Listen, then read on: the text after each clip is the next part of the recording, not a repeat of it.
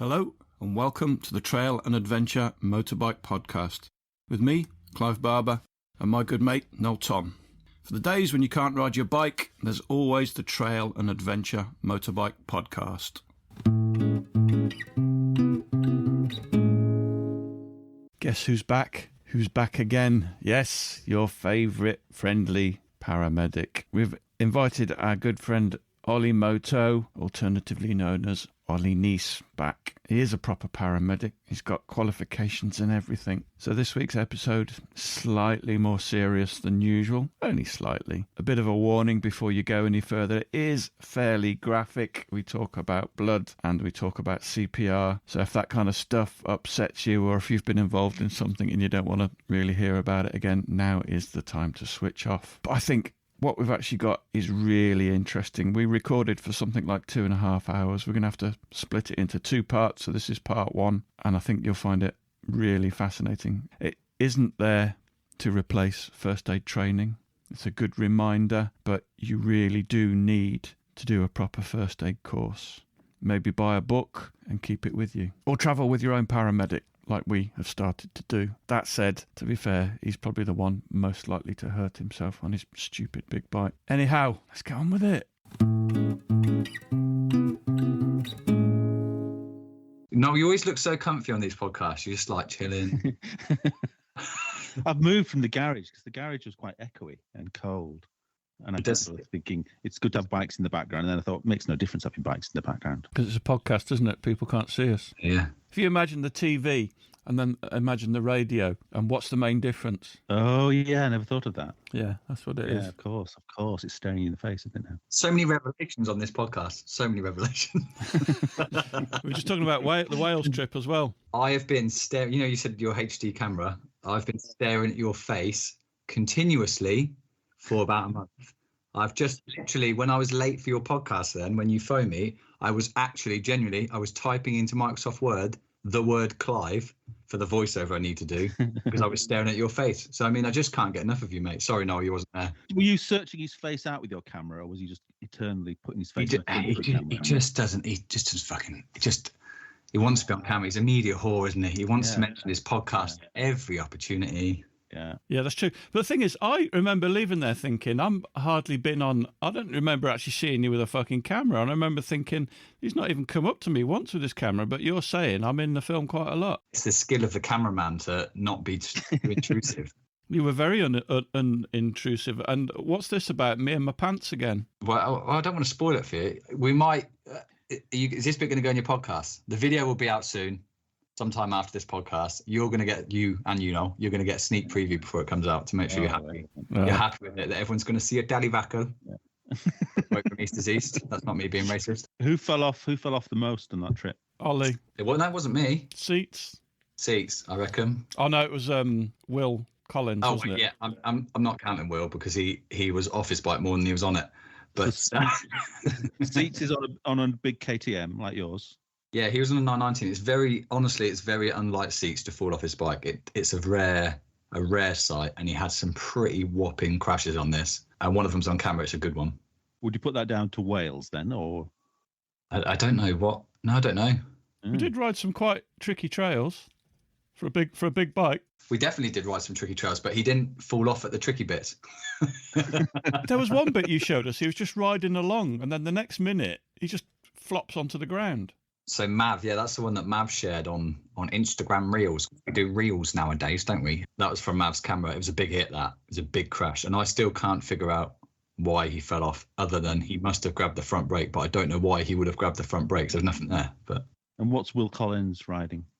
Will was on the Adventure Spec T7. And Will, I know we've just given him banter, and in case you put this in the podcast, Will did really well, considering he's not a big bike rider. Yeah. And we were, like Clive said, we were riding some really hard trails. Like there's some technical bits that I was working hard, and I roughly know what I'm doing. Yeah. He was fairly fucked. I think if I was him, I'd have just got off a road and walked to the nearest bus stop and got the bus home at one point. I mean, it was hard stuff, and that's just a stupid big bike, isn't it? You know what? I'm really impressed with the photography. I've said before, I think I'm a terrible photographer. I know how cameras work. I'm just a shit photographer. And Those boys, you're saying about me, you didn't realise I was filming. Half the time I didn't realise, other than you'd hear the click of the camera every now and again, as you two are used to, I'm sure, there was just millions of super awesome photos that they just managed to get. And you're like, I don't even remember you having your camera out. When did you get that picture? Yeah, Will Collins is phenomenal. He posted something today of just like autumn leaves with his kids, and it was just absolutely stunning. Yeah. I just realised this is now, post the Wales trip, this is now a gathering of the Adventure Spec poster boys, isn't it? The three of us, you mean? Yeah. Or do you mean you two and my bike? You're always on there. Clive is. Yeah, Clive is, yeah. It was a plus-sized model. I was just about to say it as the back guy, yeah. The whole demographic he's catering for. That was so funny with Greg. Posted that thing and I went, what the fuck? And he went, oh shit, sorry, I was meant to ask you first. It's like, I actually, I can't keep up with that WhatsApp group sometimes, but when I saw that, I was pissing myself. I was like, this is hilarious. Because it was genuine. It seemed like a genuine accident because he would have like done that ages ago and forgotten and just pressed send, wouldn't he? And yeah, absolutely. Somebody just queried the size and I didn't think it was that offensive towards you. It's an FAQ on the website. So it's an FAQ about the new linesman pant. So frequently asked questions for people that are not in the industry. And one of the questions is, can fat people wear them? And these answers, here's a picture of Clive. Look, he's fat. No, that wasn't how it was worded, was it? No. I know that's word for word, yeah. But to be fair, mate, it's a good picture of you, though. It is a great picture. It yeah. actually makes me look thinner than I am, so I wasn't too unhappy about it, really. You're looking well, mate, but that might just be your HD 64-pound Logitech camera. Yeah, it's good. I'm happy with it. But Greg has kind of fallen in love with your bike a little bit, hasn't he? Despite the whole light is right thing. Having seen you in action, he's now thinking. Oh, me? Sorry, yeah. It is a pretty bike, though, isn't it? Yeah. It's good on media stuff. Yeah. Because it's a pretty bike. It's got pretty lights on it. Yeah. And it's got presence. Those 990s have got a bit. Well, of you've got a good stance on it, I would say as well. See, I think I'm a terrible stance. No, you look good on it. Before we get to it, how are you, Noel? Good, thank you. Yeah, very well. Some good trips away, mate. Eating lots of pizza and cooking at the campsite. Yeah, I ate so well on that trip. I know you showed us. It got to the point where we would eat better cooking for ourselves at the campsite than we would going out, really. And I still don't understand how we did it because all we were buying was onions, sun-dried tomatoes, and a can of something. It was so simple, but it was so tasty. All we took with us was salt and pepper and cumin, and we didn't even use that very often. But she really is a wizard in creating tasty meals. Everything's tasty, isn't it, after a hard day anyway, and eating outside's. When you need your nutrients, then everything. Yeah. But no, we ate really well. That was great trip. It looked, mate, the food, because I saw how light you packed, obviously light's right and all that, but and then you see the food that was being cooked. Like, Jesus, how are they managing that? It looked really good. But we just got so good at just getting it, getting the cooker out, but the best thing we bought on this trip was a little tiny breadboard. I saw that. That was so fancy. Because it is so nice just being able to cut things. That's your luxury item. Not using the bottom of a pan and scratching everything with a knife. Hey, listen, I've got a food-related question. How much would it cost? How much would you charge to drink a cup of cold sick? How much would I charge to do that? Yeah. Well, it all comes down to who's sick it is, doesn't it? Well, just a cup of cold sick. You don't know. I have a feeling this could segue into a first aid story. I mean, if it does, I haven't got the answers. No, but I only say that because a friend of mine once had to give CPR to somebody in the street, and of course they did vomit a little bit into his mouth. Oh, lovely. We can talk about that later. Yeah. Oh, grim. And I suspect that's quite a common thing to happen. Go on, put a price on it. Well, I don't know. Why? I don't know, £1 million. Would you take £1 million? Oh, come on. No, I'm thinking more into it could be. Hang on, how much sick? A cup. A cup. Yeah. Normally it's a pint. No, it's not that much. That'd be unreasonable. Normally, what am I saying? Normally, a cup. Oh, come on, a cup. That could be done for thousands, couldn't it? Wow, you're a cheap date. Oh, come on. If I get, I've seen people in my time in the military. I've seen people do this for free. So, oh, for fuck's sake! Yeah. Probably wasn't sick. Probably wasn't cold, but as long as it's still warm, that's fine. Why are you asking this horrible? That's a weird question to ask. Yeah, I know. I just thought it'd be funny. I'm doing a podcast on that. Oh God, it's awful. Oh yeah, we've got to talk and use words on the podcast, haven't we? Yeah, exactly. Yeah. But I tell you what, I'm going to say $4,000 just to see where you're going to go with it. Yeah. No, yeah. I'm thinking into hundreds. Just What? I don't know. I was thinking 100? hundreds of thousands. Yeah, Oh, come on. yeah. It's over in seconds, isn't it? Oh, just yeah. Well, it would be because it comes straight back out again, wouldn't it?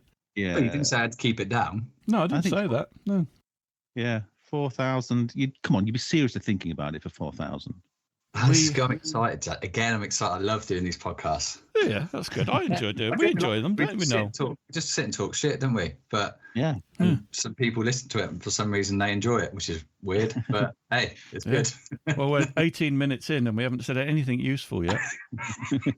We've talked about how much money we charge for drinking sick. I mean, Well, you haven't though. You haven't given me an answer, have you? $4,000, I think, I seems did, to be yeah, the 4,000, yeah. consensus. I'm in hundreds of thousands. I think that'd be horrible drinking somebody else's sick. Of course it would.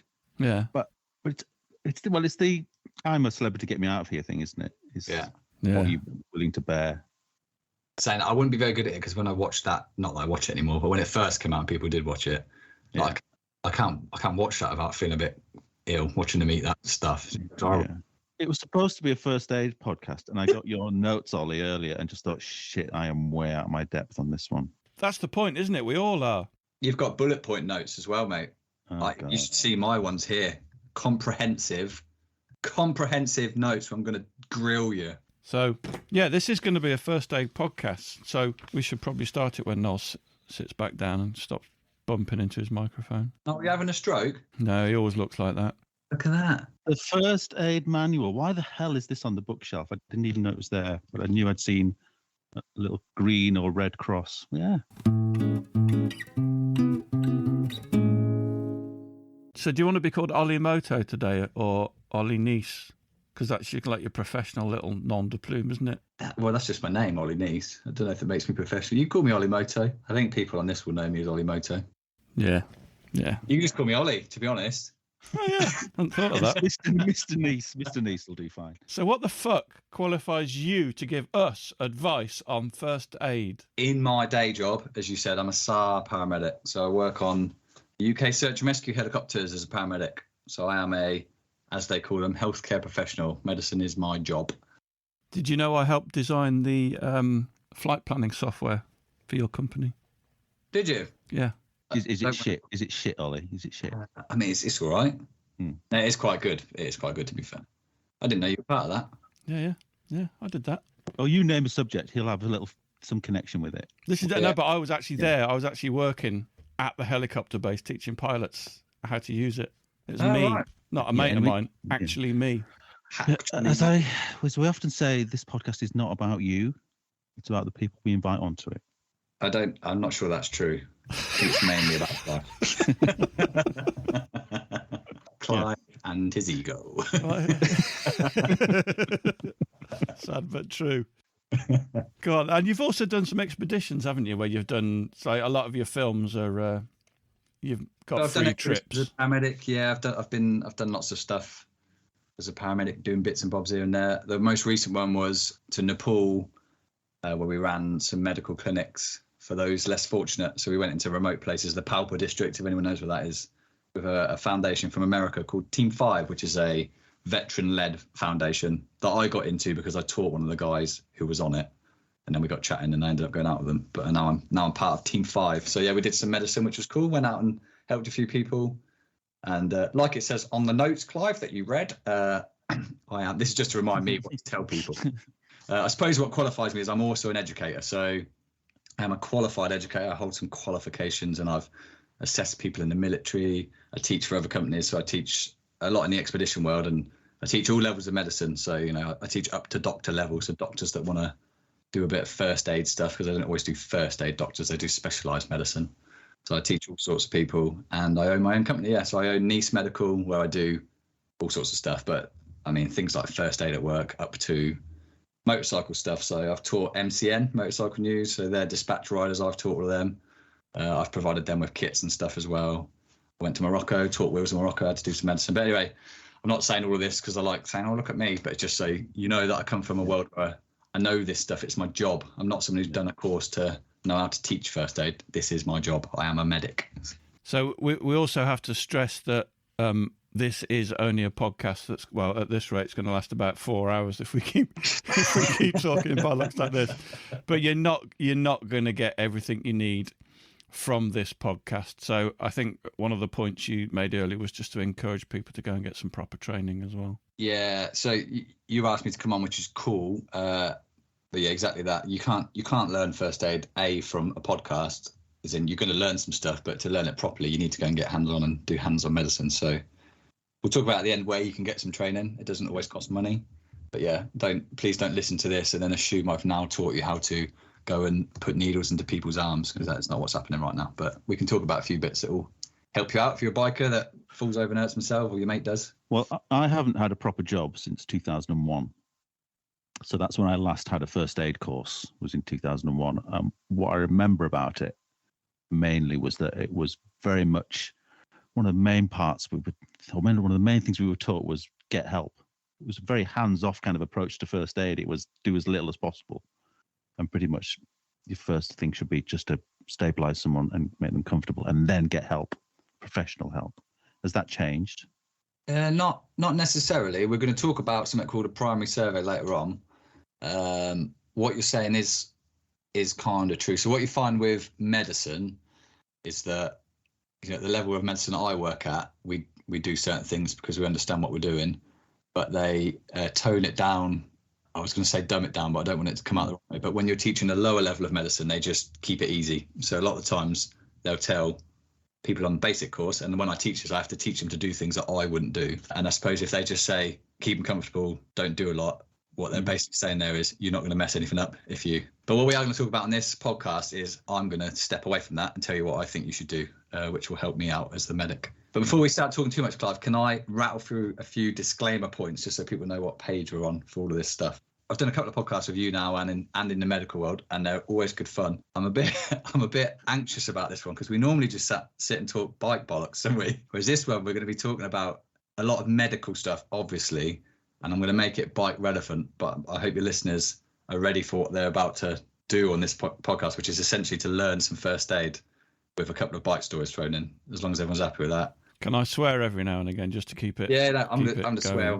We'll just every now and again shout 450 or Sarah 300 just so it's bike relevant. For you two, if I accidentally use medical words, I'm very good at toning down what my words normally, so you can. It's like in normal speak, but just put your hand up and tell me if I'm saying rubbish. But one thing I would imagine whoever taught you had to dumb it down fairly heavily as well. Actually, all I did is I printed off my paramedic certificate off the internet and just scribbled my name into it. It's amazing how far I can get you.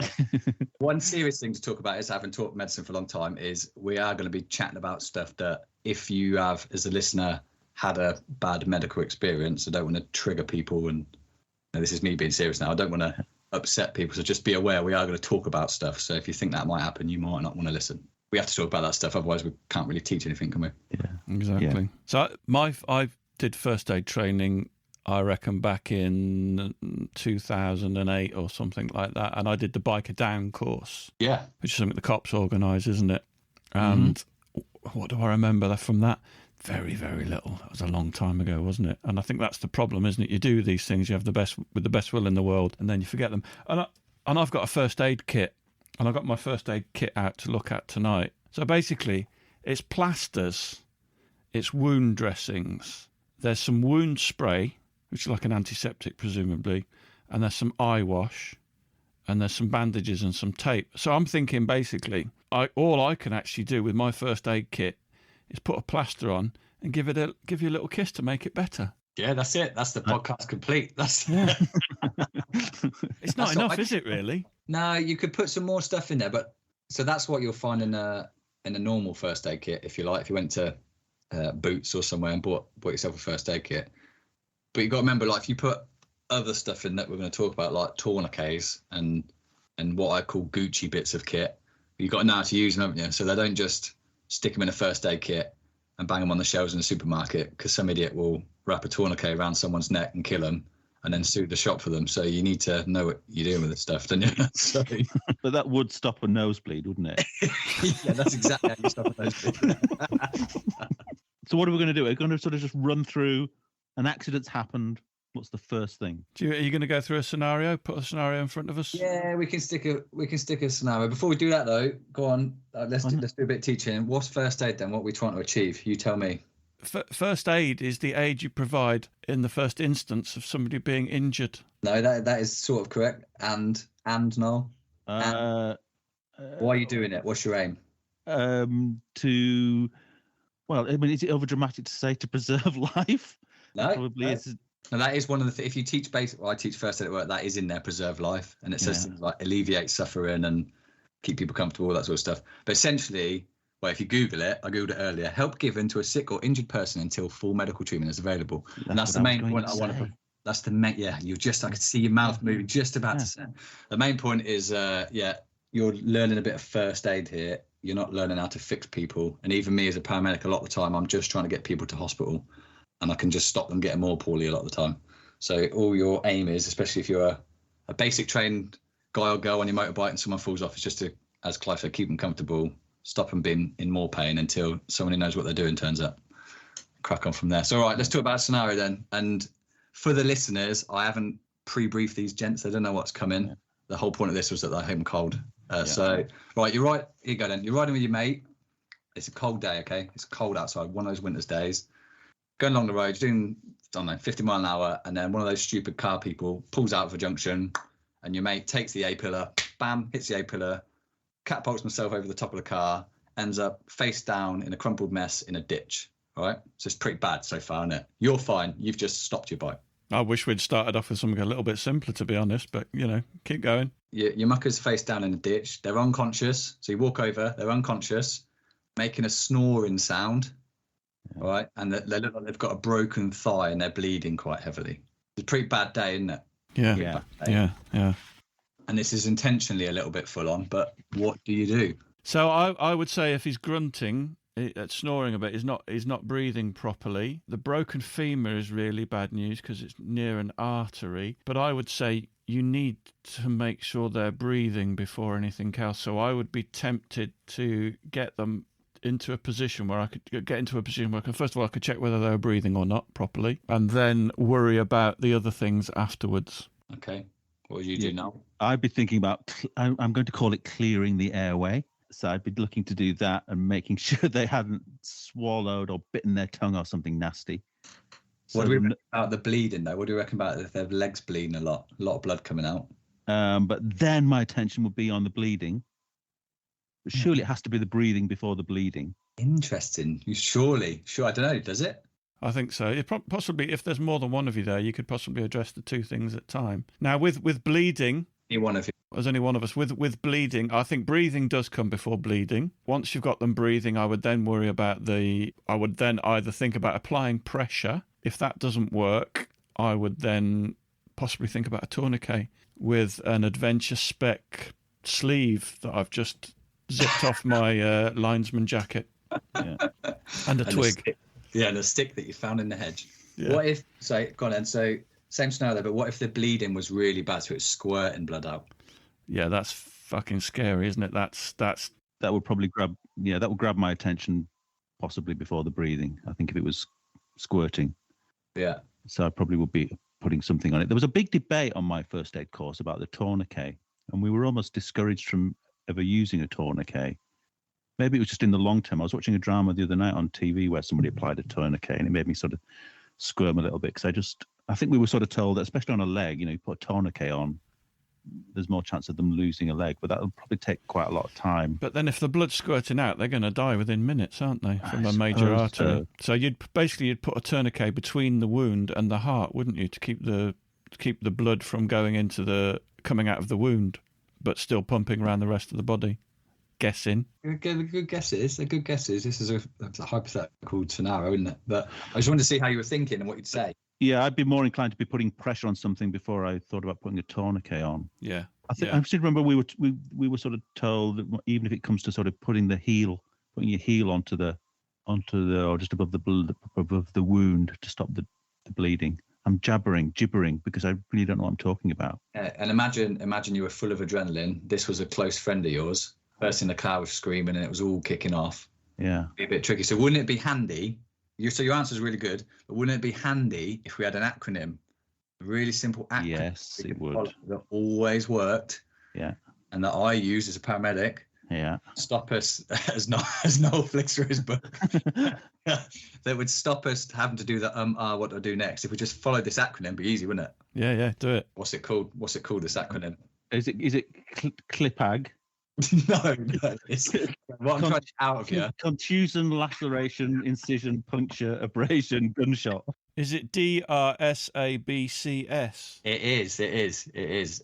So what's that headed? Is it called the primary survey in your book, mate? Yes, it is. It's called the primary survey, yeah. So primary survey for the listeners is, and I hope this isn't a boring podcast, I'm trying to teach people stuff. No, here. this is good. Primary This is survey. good. So, and generally I use this as a paramedic. If you walk up to any situation and it will always be carnage and you'll be full of adrenaline and it will normally be dark and rain and all that horrible stuff.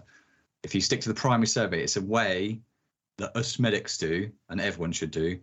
You rattle through this algorithm, and it's done in an order that saves life. It makes it easy for you to remember. So you just read out DRSABC. If you remember Dr. ABC.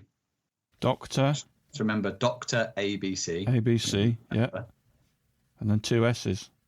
Yeah, and so it's not quite Dr. ABC, but if you remember that. Doctors ABCS. Right, you can remember doctors. All right, let's do that then. Yeah, doctors ABC. And people probably think, does he not know what he's talking about? It's because this is a different level of medicine to what I do. So I'm trying to tailor it to the right thing. Right, so the D then, what's the first D in your book, Mucker? It will say, danger. Right, remember D or danger. All right, so first thing we do, because you'll be full of adrenaline, is danger. And it's taught like this for a reason. And when they teach this, say it's normally like, oh, someone is holding onto an electricity cable and they are still, so you're supposed to turn electricity off. But in a bike situation, stop your bike, park it somewhere safe, turn it off. Remember the traffic. Lots of people get run over getting off of their bike to go and out with their friends. Genuinely, look after yourself. You're number one. Stop your bike, park safely, turn your engine off. If there's someone else, get them to control the traffic, but make sure all the danger's gone first, all right? And if your friend's landed in if he's landed in a bloody pool of fuel, then drag him out of it, because that's danger, isn't it? So D for danger, right? Remember that. You're going to get quizzed in this later, lads. So remember, D for danger. I've written it down for reference later on. It's an open book quiz.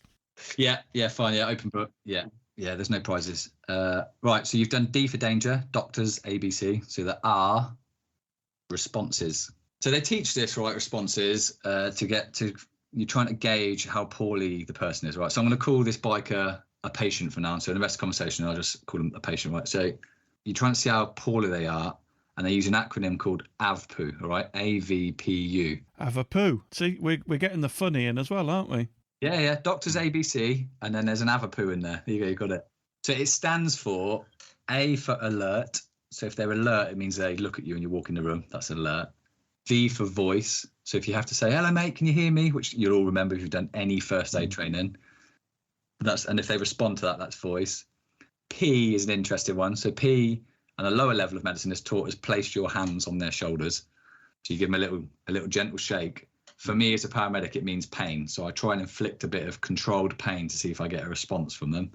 But they don't teach you like that, because I think they must have had someone doing an elbow drop from floor 3 just to see if they could wake some geezer up. So don't do that. And then use unresponsive. Now, we're not going to dwell on this because it's not too applicable, other than the next bit, the S, is send for help. What that means is call 999. And when you call 999, they're probably going to ask you, is the patient responsive? And if you can say, oh, they're only responding to voice, it would be really handy. But what you're likely to say is no or yes. And then they're going to talk you through it. And then one of the takeaways for your listeners is if you phone 999, they'll talk you through everything. So you can forget, I'm not saying you should, you could forget all of this and they'll talk you through it. But the problem is they won't let you do anything. They'll tell you to stay hands off the patient a lot of the time, whereas I want you to help out a bit if you remember how to do it. All right. So we've got D for danger, make yourself safe. Response, just see sort of how alert they are, but we're not going to dwell on this because you need to do that bit hands-on. And then S is send for help. All right. So that's like the prelim bit. Then we get into the meat of it. All right. Are you keeping up so far, gents? Yeah, good. I think we're up to A now, aren't we? Yeah. No, you look really confused, mate. Are you okay? When you said it'd be really helpful if you said to somebody on the phone did you say that helpful if they only respond, or if you could say they're only responding to a voice? Sorry, so just to clear that up, it wouldn't be helpful if you said those exact words, but if you told them where the patient was on the AVPU scale, that's helpful to the caller. So where that's helpful for me as a paramedic, if I turn up and you say 10 minutes ago they were alert, and now they'll only respond when I shake their shoulders, to me that says a lot. So I know how sick they are. Right. Because if you said they were alert 10 minutes ago and they're still alert, well, I mean, you can figure that out for yourself. So that's good, isn't it? That's when the ambulance is going to be about 8 hours, isn't it? I suppose. Yeah, that's yeah. So So just say they've got chest pain, you'll get an ambulance straight away, right? No, don't do that. Right. So we're on to ABC. Okay. That's right. ABC stands for airway, breathing, and then the C we'll cover later because it's a bit different. But airway and breathing. However, here's a question for you, gents. Right.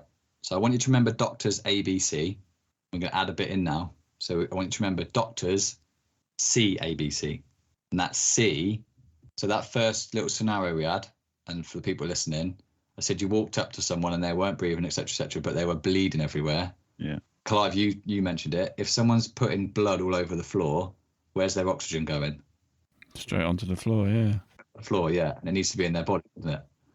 It's no good trying to sort out their airway and their breathing if they've got a catastrophic hemorrhage. So I don't mean if they've got a little wound and they're bleeding slowly. I mean, if they're bleeding a lot, like if there is a lot of blood coming out very quickly, like in the movies, and you think, yeah, this person's going to die very, very quickly, that's a catastrophic bleed, okay? Not a big hole in their leg there's a lot of blood coming out, but not very quickly, if that makes sense. It's hard to do this without images, but right, so we're on doctors, the C, which is catastrophic hemorrhage. So it's a major bleed.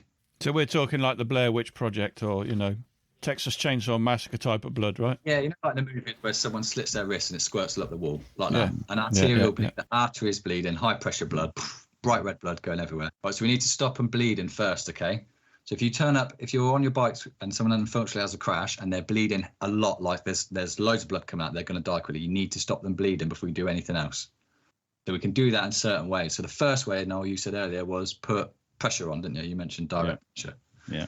It's a hard one to do this without getting hands-on, but direct pressure, when most people, if I say to people, and I did this, I was teaching 2 weeks ago and I was teaching doctors, and I said to everyone, right, put your hands out, show me how you give direct pressure. And they all put their hands out like this. So palms up, as if you're doing CPR. If people they can visualize that. One hand on top of the other. Yeah. They put a big hand out and they were like, this is how I do it. And I said, okay, how direct is your pressure there then? Not very direct really, because you spread it all out. So if someone's bleeding from an artery, if you get your two thumbs, just push on it with two thumbs, that's direct pressure. So that's how we first try and stop a bleed, is with direct pressure.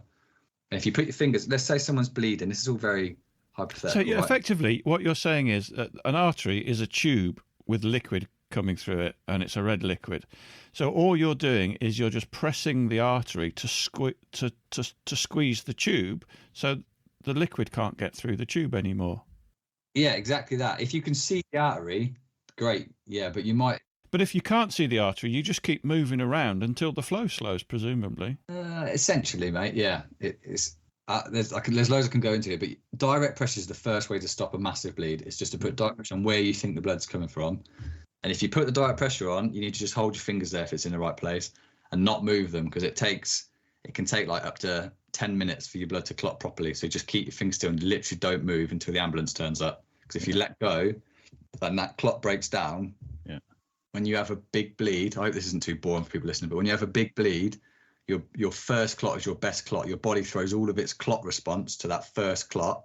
Yeah. So if you're helping make that first clot with your thumbs on this direct pressure, trying to stop this bleed, if you move your thumbs to have a look, has that stopped bleeding? Move your thumbs. Medics are terrible for this. They don't have a look. Has it stopped?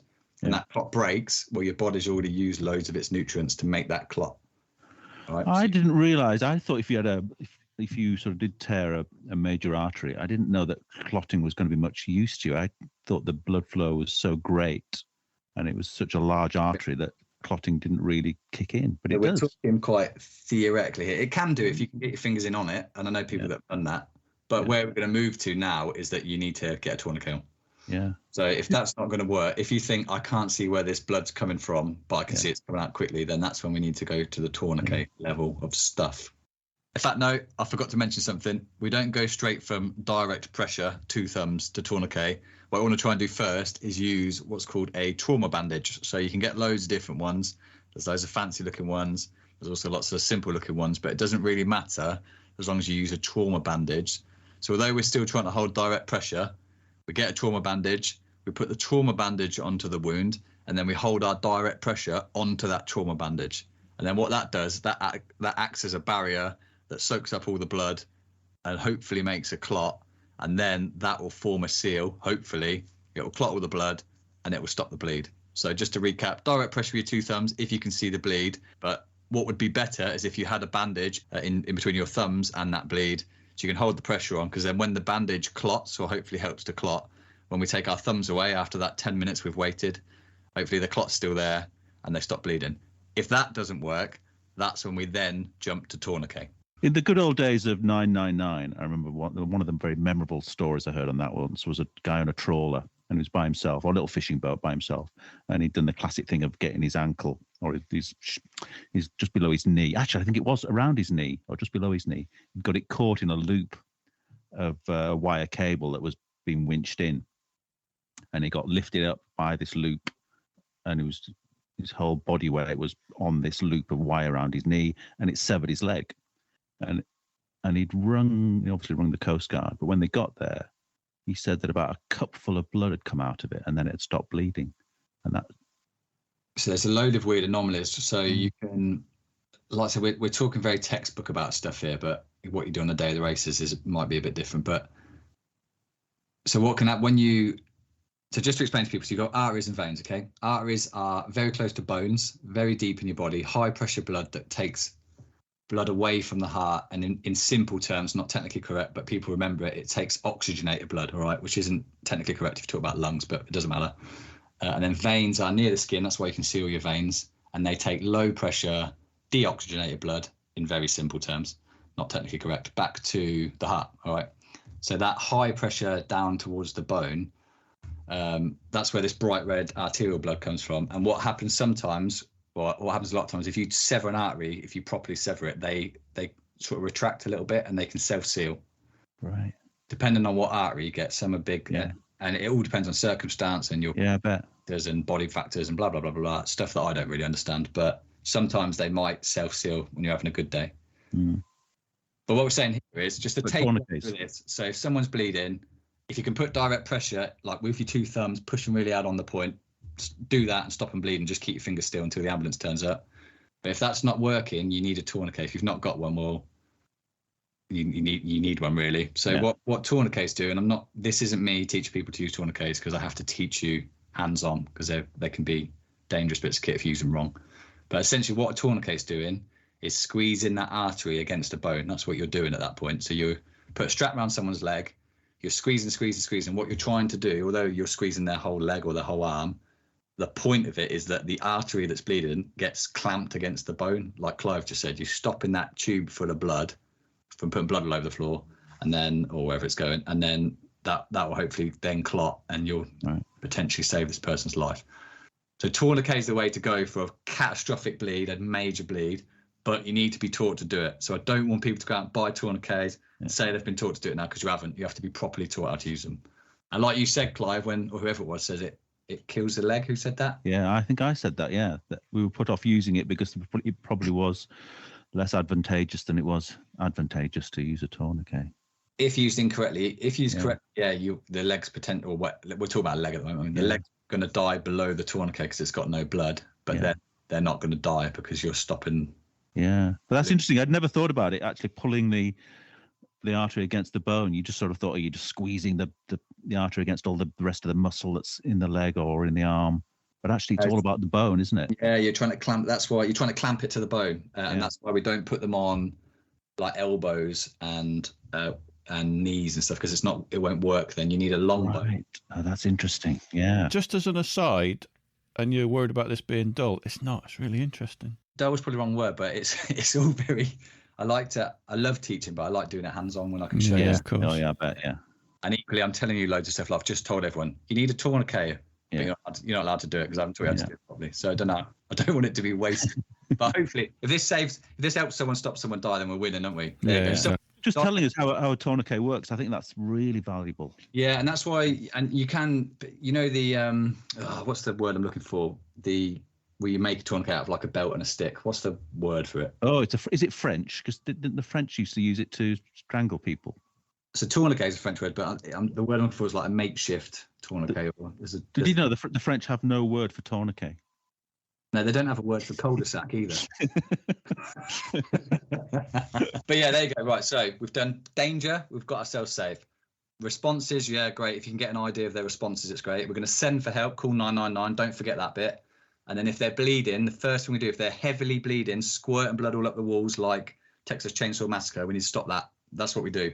And if that's the only point we get to, and all we're doing is trying to stop them bleeding, we just keep doing that until the ambulance turns up. All right. Have you taken that away so far? Yes. Right. Park all of that. And now we're going to go on to A, B, and C. Okay. Which is the main bit that people remember from first aid. A then. So I said this geezer was snoring in the scenario. Yeah. So that's something about his airway. Here's a question for you, right? You phone it. Have you ever had to phone 999? No. If you phone them for a biker, you did your biker down course, didn't you, Clive? What do they tell you about helmets? Leave them on unless you need to take them off. So if somebody's non-responsive, not breathing, then take the helmet off. I think that's what they said. Is that right? It was, like I say, can't remember, a long time ago. No, that's the right answer, mate. So the reason I say this is sometimes when you phone ambulance control, so when you phone 999, and you speak to the controller, they might say, don't take their helmet off. And they normally say that because they're worried about a spine issue. But Clive has absolutely nailed what I'm telling everyone on this podcast to do. And that is, if somebody is not breathing, so if they sound like they're snoring, so they've got an occluded airway, we call it, they're making funny noises and they're not like properly breathing, let's say that. Like they've got their airway's not properly clear. So ignore breathing. The airway's not properly clear. It doesn't sound like it's an effective airway, and they've got a helmet on. We need to take the helmet off to get them an airway, because if they're not bleeding, so if they've not got a catastrophic bleed, if we don't sort out their airway, they'll die very quickly. Right. So even if the ambulance people are saying to you, leave the helmet on, I'd like to think, though, if you say to them, yeah, but they've got a occluded airway, they'll say, we'll take the helmet off. But right. So you want to take the helmet off because the airway is super important at this point. Okay, so if they're not bleeding out, the airway is the most important thing to sort out. And what will be the likeliest cause of a blocked airway? So when people go unconscious, mate, it like their tongue relaxes. Your tongue's a massive muscle in your mouth, and a lot of the time, if you relax, like if you're properly unconscious and relax, I mean, not just you chilling out on your sofa, your tongue will occlude your airway, so that will make snoring sort of sounds. And by occlude your airway, I'm using big words here. It will just block your airway. So you need to move it, and I'll tell you how in a minute. But you need to move it so you clear their airway so they can get oxygen in again. And there's lots of stories out there, not to do with biking specifically, but on mass casualty disasters, lots of people die because all they needed was somebody to like do the head tilt chin lift that we're going to talk about and give them an airway, and they would have probably survived. But no one's done that, so they've just suffocated. And it's not through incompetence, it's through panic and just not listen to this podcast. There you go. Did you used to watch ER, the American one with George Clooney?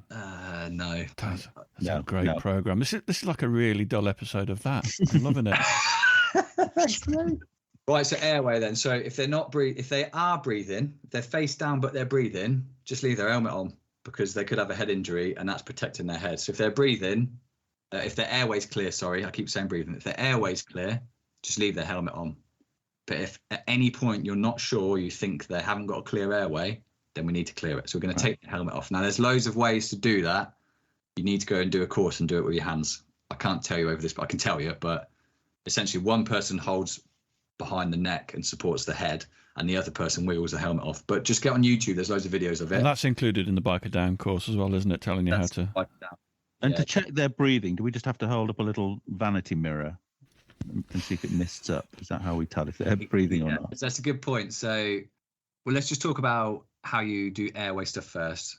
In fact, no, go on. Well, we'll talk about breathing. So airway and breathing are getting a little bit intertwined here, but if they've not got a clear airway, if they're making funny noises, the way to check their breathing, let's say they were lying on their back and they didn't have a helmet on. The way you check breathing is you put your cheek on over their mouth so you can feel them breathing onto your cheek. Yeah. You look down their chest so you can see their chest going up and down, and you hold your hand on their chest so you can feel their chest going up and down.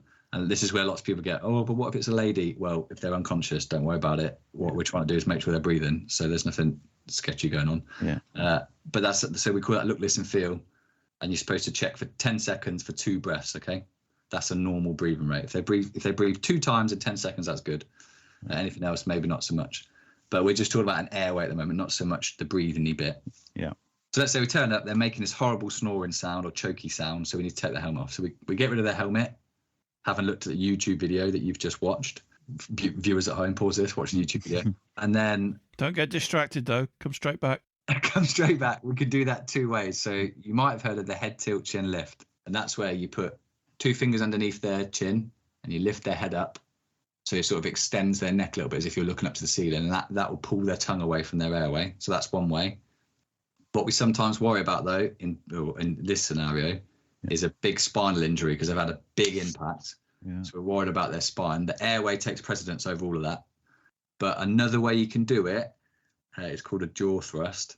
Now this is getting quite technical here, but why not? I'll tell you because you're on the podcast. If you imagine you're looking at someone, so you're face to face with them. You put your thumbs on their cheeks, okay? Yeah. Put your fingers behind the angle of their jaw, so the bit of the jaw underneath their ears, that angly bit, and then you're lifting your fingers up. So you're anchoring on your thumbs and you're pulling the bottom of their jaw up. So Clive's demonstrating it right now. That's called a jaw thrust. So that does the same thing as a head tilt chin lift, but without moving the neck, because you're not physically moving the neck. The problem with that is you have to hold it in place the whole time. And if you're by yourself, you can't do that. So what I'm telling you to do, if you're by yourself and you think they haven't got an airway, just head tilt chin lift, but do it gently. Right. Even if you think they might avert their spine because they need an airway. Right. So we've done danger, response, we've sent for help. They're not bleeding, or if they are, we've tried to stop it, and now we've opened their airway. So at what point are we sticking our fingers in their mouth and pulling their tongue out? We're not. Never. No, well, you, if there's something in their mouth, you can sweep it out. But what they teach is that you don't blind sweep. So as long as you can see what you're sweeping, but you don't shove, and people have done it, you don't shove your fingers down where you can't see. Right. People, I'm trying not to get too graphic on this, but people have had a big impact. They might have teeth loose in their mouth and all sorts of stuff. So if you can see them and you can flick them out of your finger, go for it. But if it falls down the back and you can't see it, well, don't stick your finger down because you'll push it further. Okay. And your airway is quite small, so you don't want to get a tooth in it. Don't ever put your fingers in my mouth. Again. I'd rather fucking die. Clive, I feel like you need to tell a joke now, mate, just to... That was it. I was just being rude to Noel. That's what we do. It? Yeah. I'll get told off by our wives, but that's just the way we roll. Right, what's after A then? Someone tell me. Go on. It's B. Breathing. B. Good. It's like the alphabet, this, isn't it? A, B. Similar. Breathing. So I've told you how to check for breathing. So Noel, just tell me what I told you. How do you check for breathing? I'm going to put my cheek against their mouth and see if I can feel them breathing, and at the same time look down their chest. Look, listen, feel. He was doing it. Clive. Yeah. And they didn't do it quick enough. If it's the olden times, I'll throw a board rubber at you. I deserve it as well. Yeah, go on. So just summarise that for your listeners. Look Down the chest, yeah. Listen. So put your ear and your cheek to them so you can hear and feel it, yeah. Feel on your cheek, feel on your hand, and you're hoping for 2 breaths in 10 seconds. Yeah. Now, this is where medical training changes slightly. So in my world, if they weren't breathing, I can breathe for them. And you would have seen on your ER with George Clooney, they get a big bag thing out and they squeeze it over their mouth. So I can do stuff like that, and I can put tubes down people's throats and all sorts of funky stuff. But they teach at a very basic level of medicine. I'm not being funny, but if he's not putting his fingers in my mouth, you're not putting anything down my fucking throat either. Hey, if you're unconscious, what happens when you're unconscious stays when you're unconscious. Oh, shit, yeah, fair point.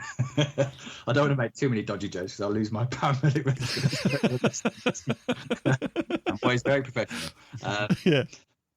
So what they teach now, so if you haven't got 2 breaths in 10 seconds at a basic level of medicine, they then say you should start CPR.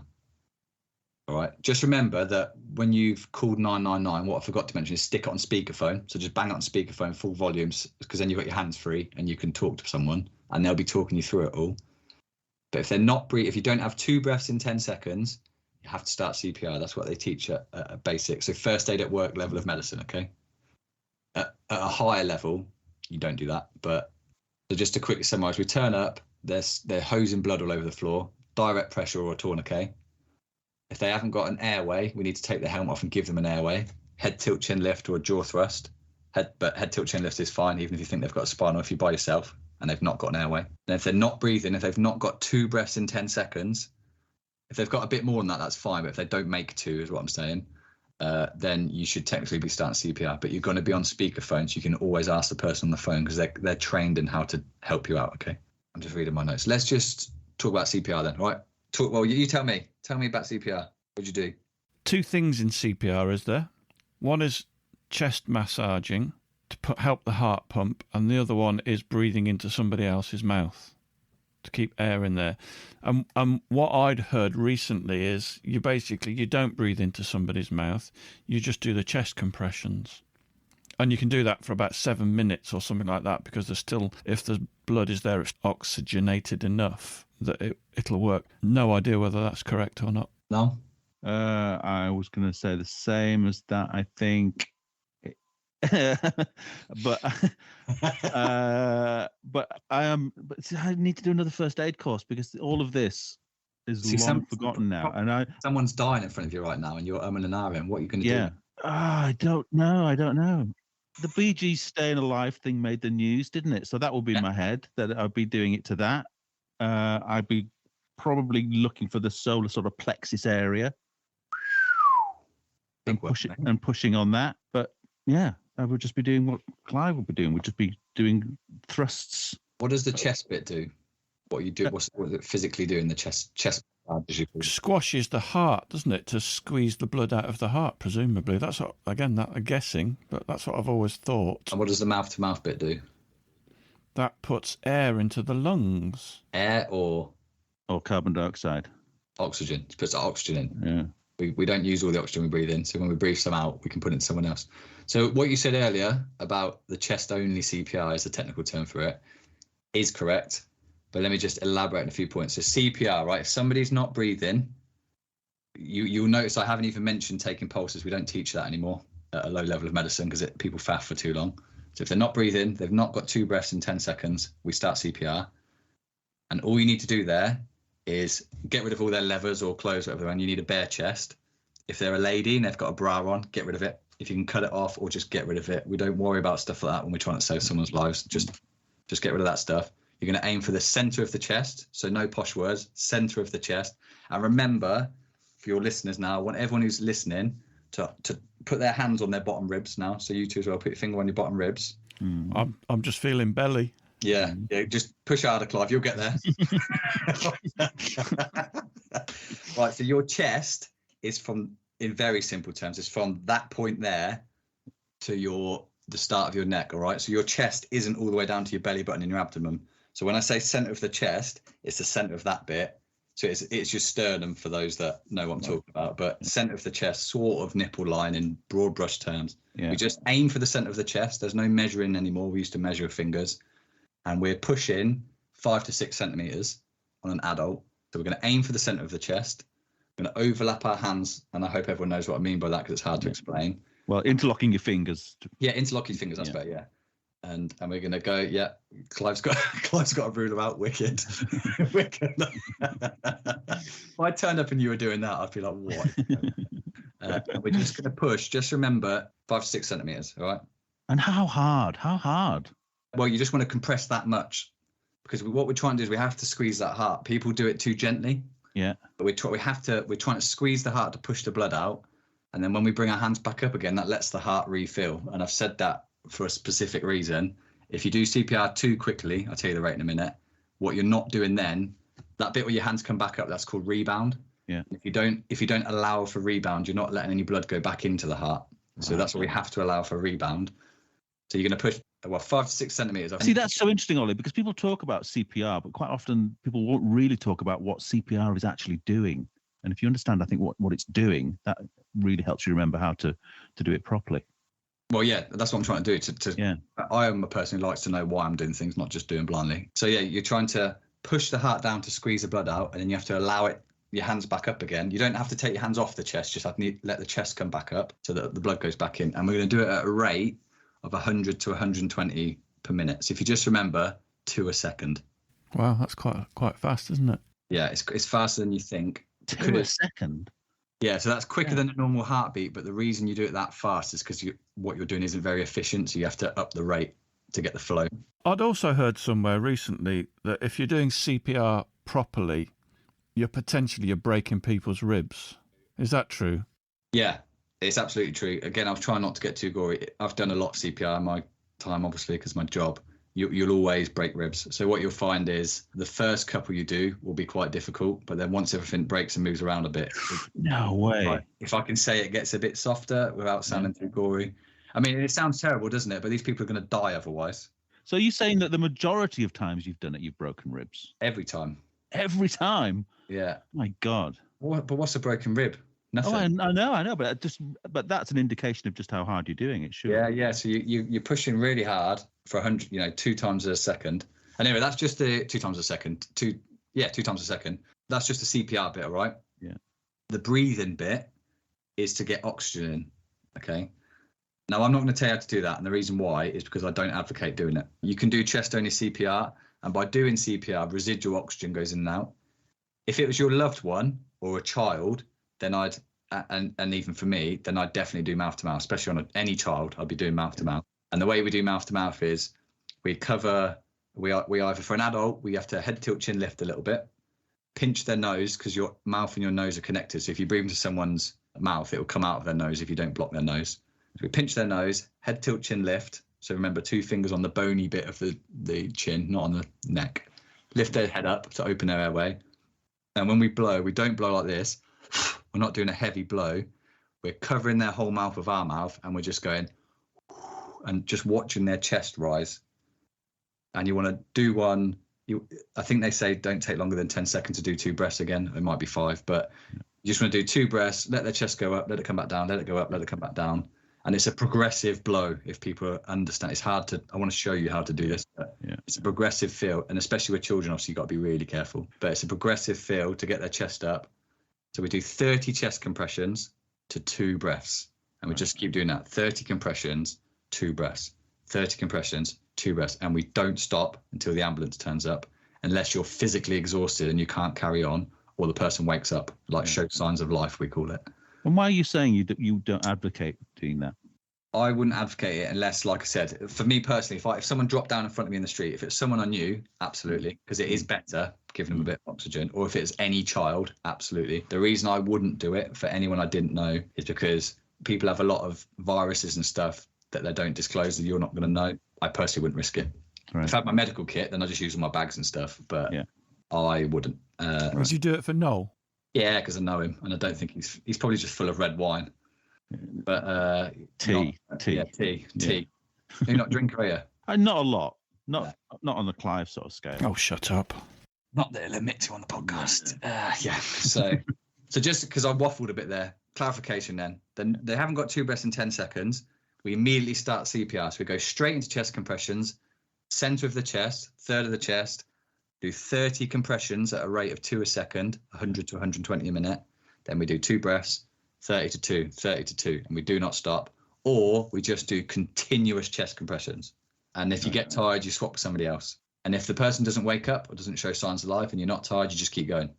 What would be an amount of time where you've just done too many chest compressions? There wouldn't be. So there's loads of studies of people that depend on all sorts of factors, but people have survived for ridiculous amounts of time on CPR. I mean, the longest I've done it for is 1 hour 15. No way. Yeah. But that was on a helicopter job when we were like stranded and all sorts of stuff. Long story. Did that person survive after that amount of time? Not a long-term survival. They survived initially. We kept them alive they managed to keep them alive for 3 days so the family could visit. So it was a positive-ish outcome. But anyway, is that clear enough? Because we did waffle a little bit. That was very clear. Probably shouldn't have had a beer before doing this, but hey, just in case the paramedic people are listening, I don't normally teach while having a beer. So that's how we do our CPR stuff. Let's just talk a little bit then. I've got some key points I want to talk about, all right? Helmet removal, we've chatted about. Always communicate with your patient. So the last sense to go is hearing. So if someone goes unconscious, the last thing that goes is hearing, so they can hopefully hear. So even when I'm dealing with patients, if they're unconscious, I'll just talk out loud what I'm doing. Hi, I'm just touching your leg. I'm just opening this. I'm just cutting this off. You're essentially talking to yourself, but they might be hearing, and there's studies that have proved that it comforts patients. People sometimes ask me about consent. Oh, have I got consent to touch, to treat this patient?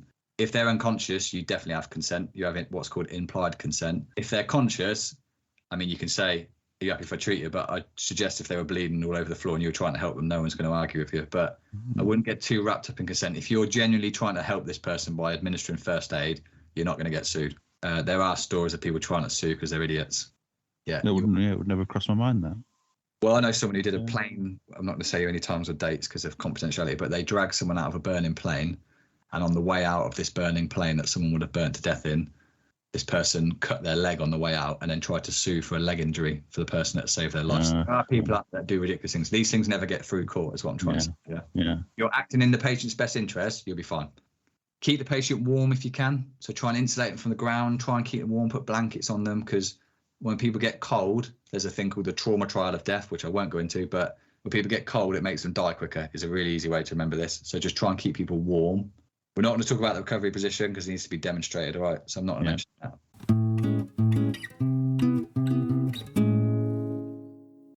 Right, that's the end of part 1. Fairly sudden, fairly arbitrary ending, but we recorded for about 2.5 hours and that was just halfway through. So part 2's coming next week, hopefully. If I can get it out sooner, I'll get it done. Seems unlikely, to be honest, that I'll get it edited any quicker than that. Listen, I found that really useful, and I hope you did too. And as I say, there's at least another hour's worth of that excellent stuff coming along. As Ollie said, get yourself some proper first aid training, get a first aid kit, and maybe even get a first aid book, put it in your first aid kit, carry it with you. So if you need to, the information's there. You don't have to remember it all.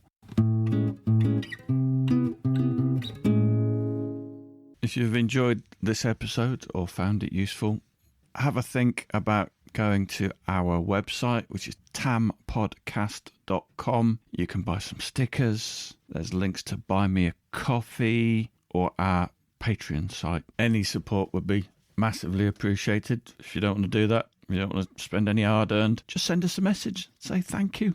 You enjoyed it. We'd appreciate that very much. But yeah, seriously, any support is much appreciated, and it will go a long way to helping us carrying on doing this kind of nonsense. All right, stay safe. See you later.